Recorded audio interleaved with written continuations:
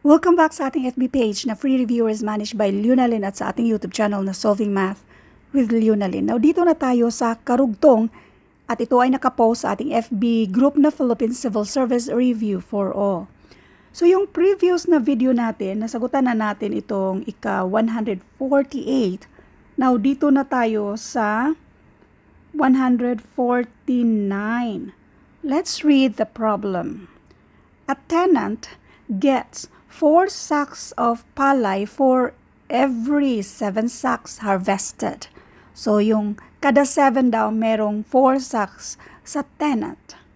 Following this ratio, how many sacks of palay would the tenant get if yung total na sacks ay 560?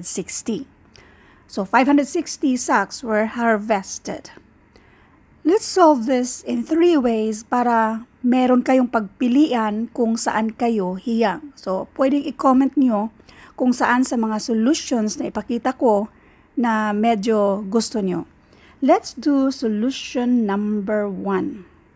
560 yung total. Yung 560, i-divide natin sa 7 kasi yung 7, yan yung kada 7 daw ay merong 4 sacks yung tenant. 560 divided by 7, since ito ay obviously perfectly ma-divide ng 7 which is equal to 8. So 56 divided by 7 and that is 8. Huwag kalimutan yung 0. In other words, 560 divided by 7 equals 80. Now, yung tanong, how many sacks of palay would the tenant get? Yung tenant gets 4 sacks of rice for every 7 sacks. So, 4 sacks of rice, ibig sabihin, i-multiply lang natin ng 4 itong 80. Therefore, this is equal to 320. Kaya ang sagot dito, 320. Now, let's do solution number 2. Pero itong solution number 2 ay halos wala tong pinagkaiba sa ating solution number 1. Yung tenant natin, i-identify natin yung mga given. Tapos versus, syempre, yung owner. And then yung total. Nasa given na kada 7 sacks, yan yung total. Tapos yung tenant daw ay makakuha ng 4. Ibig sabihin yung owner ay 3. Total ba? Yung kada 7 na sack of rice, yung tenant makakuha ng 4. So, 7 minus 4, that is equal to 3.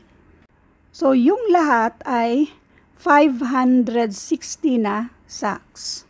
So, kailangan nating i-divide ng 7 yung 560, which is equal to 80. Therefore, merong 80 na tag 7. So, anong ginawa natin? Nag-divide tayo ng 560 by 7 para makuha natin yung 80. So, 80, yung 80 na yun, tag 7 yun. So, kung tag 7 yung 80 na yun, ibig sabihin, sa tag 7 na yun, may 4 si tenant. So, i-multiply natin ng 80 itong si tenant. That will give us 320. Now, let's do solution number 3. Baka sakaling medyo naguluhan kayo sa solution number 1 at number 2 natin. Dito tayo sa solution number 3. Gawin natin yung cross multiplication or pareho lang din naman ito sa ratio. Yung total mismo nandun sa denominator yung 7. Tapos yung tenant ay may 4 na sacks. Parehong total ang ilagay natin sa denominator. So, ang kabuang mga sacks, ang total nila ay 560.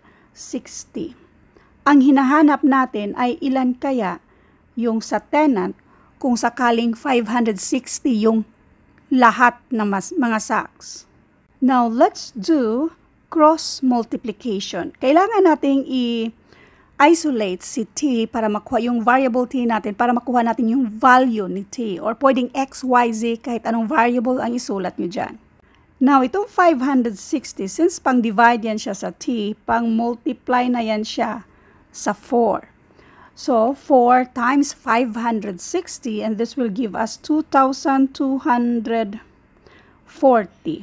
So, 2,440 divided by 7. So, kayo na mag-isa-isa dyan, this will give us 320.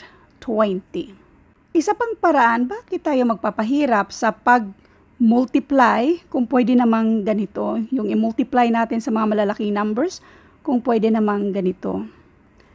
560 divided by 7, or yung 56 divided by 7, we have 8. So, therefore, this is 80.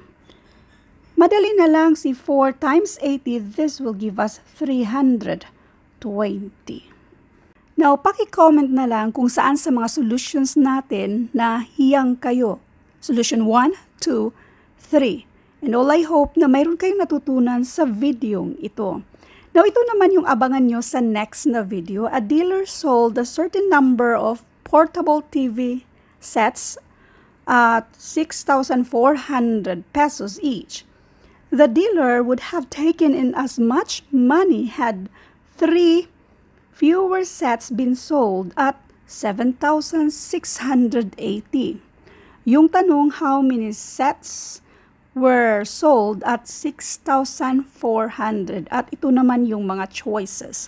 So ito yung abangan nyo sa next na video. Thank you and God bless.